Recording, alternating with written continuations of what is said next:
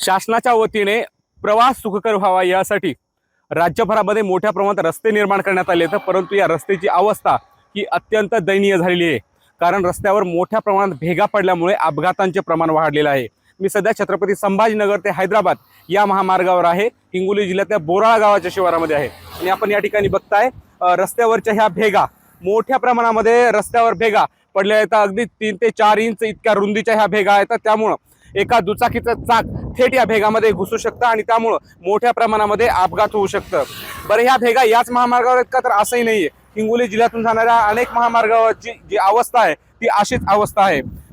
प्रशासनाकडून मिळालेल्या आकडेवारीनुसार हिंगोली जिल्ह्यामध्ये वर्षभरामध्ये मागील वर्षभरामध्ये 333 अपघात झालेले आहेत। यामध्ये 209 जणांचा मृत्यू झाला आहे। तर मागील 4 वर्षाची आकडेवारी काढली असता हिंगोली जिल्ह्यामध्ये 1019 अपघात झाले असून या अपघातामध्ये 679 जणांचा मृत्यू झाला आहे।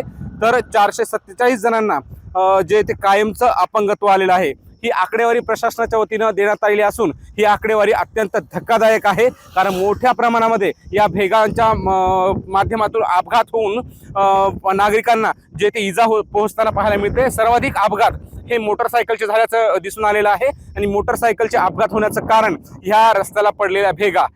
यामुळं रस्त्यांची अत्यंत दयनीय अवस्था आहे। तर दुसरीकडे प्रशासनाच्या वतीनं सुद्धा अपघात टाळले जावेत यासाठी हेल्मेट सक्ती यासह नियमांचं पालन करावं यासाठी महामार्ग पोलीस सुद्धा जागोजागी तैनात करण्यात आले।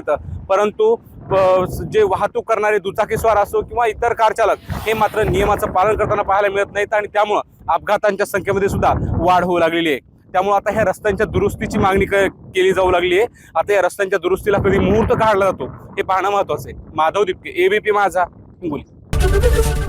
एबीपी माझा, उघडा डोळे बघा नीट।